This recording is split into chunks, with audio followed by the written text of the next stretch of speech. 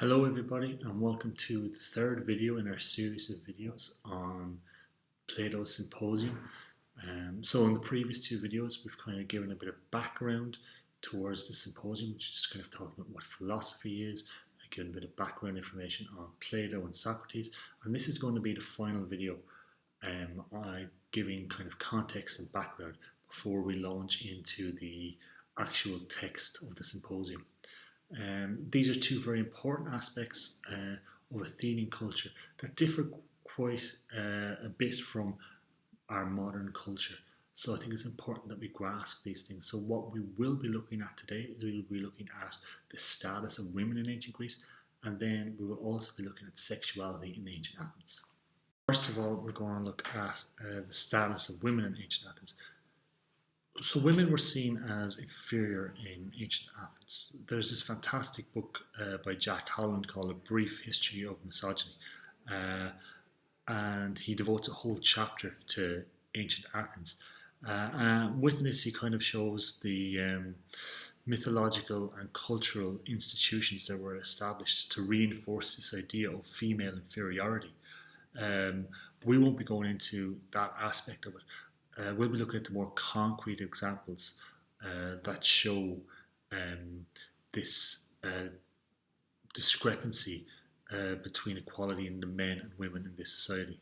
One of the most telling things that shows how poorly women were treated in ancient Athens is their legal status. Women in ancient Athens had the same legal status as a child. So what this means that even as they became adults, they were under the guardianship of their fathers, and when their fathers passed away, they remained under the guardianship of their husbands. This meant that women had no way of defending their own civil rights, and if their civil rights were encroached upon, it was the responsibility of their father or their husband to defend those civil rights. So women really had no power in civic life. An example of this is that a father could divorce his daughter from her husband without her consent if he felt that it would be more advantageous for her to marry another man. Girls were married off at a very young age. At the age of 12, a young aristocratic Athenian girl could be married off to an older boy at the age of 16 to 18. And the reason for this is for control. If you are going to keep a portion of your society subjugated, as women in Athens were subjugated, it's important that you establish control. And it's quite implicit how the young girl would be controlled in this relationship. If you think to a 12-year-old girl in today's society under the influence of an 18-year-old boy without parental protections, you can understand the nature of the relationship and the control that the older boy would have over the younger girl. When they were married, the women or girls were expected to stay in the house.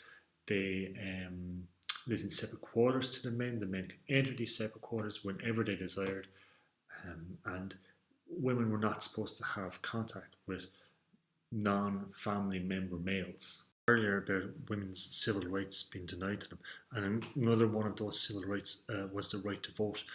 Athens is famously known as the home of democracy, but it was a very limited form of democracy. It was only aristocratic males who were allowed to vote, and women were denied this right to vote also.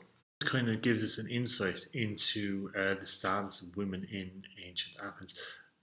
We've discussed Plato before, who he is, and he's the author of this book, and many people feel that Plato was actually a bit of a feminist for the time.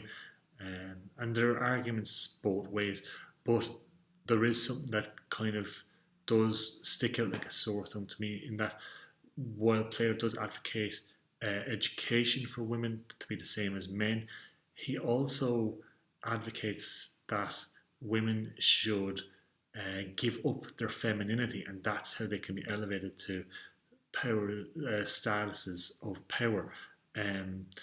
Which is really a renunciation of what makes a woman a woman. It's trying to turn a woman into the masculine. This idea of a woman renouncing her femininity isn't a form of feminism, it is another form of misogyny. So with that context put in place of what the status of women was like in ancient Athens. Now we're going to move on and see how this status of women affected sexuality within ancient Greece. So within ancient Greece, and especially within the higher rungs of ancient Greece or ancient Athens, within the aristocracy of Athens, there was great prestige put on the male-male relationship. This is an area in which I feel that we could learn a lot from the ancient Athenians. There were not labels per se back then, so in modern society we might have labels like gay, straight, and bi, and you can tick one of these boxes. But in ancient Athens, it worked more as a spectrum. Your sexuality was something that was fluid, which a lot of modern interpretations of sexuality in the sciences would support this idea that instead of us being in a box, we're more so on a spectrum, with no one being super unbelievable 100% straight, no one being 100% gay, people kind of being within this on this spectrum somewhere.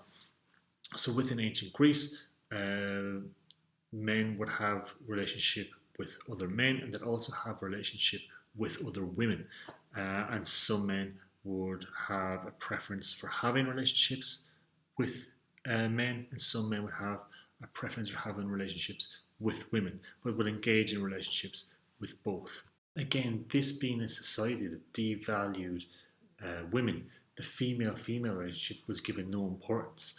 In fact, the fear of these relationships and of the power of women in general kind of gave rise to this manifest in this obsession that the Athenians had with the Amazon women, which were this reported tribe of women who cast out all men and lived as this all-female civilization in the outskirts of Greece. So in the male-male relationship, the general makeup of that male-male relationship, that idealized male-male relationship, was that of a younger boy of the age of kind of 16, 17, that of an older man. And the purpose of this relationship that many felt was for the older man not only to engage in a sexual relationship with this younger boy, but also to act almost as a mentor, to provide his wisdom, things that he learned in life, to the young boy. So why was this male-male relationship idealized?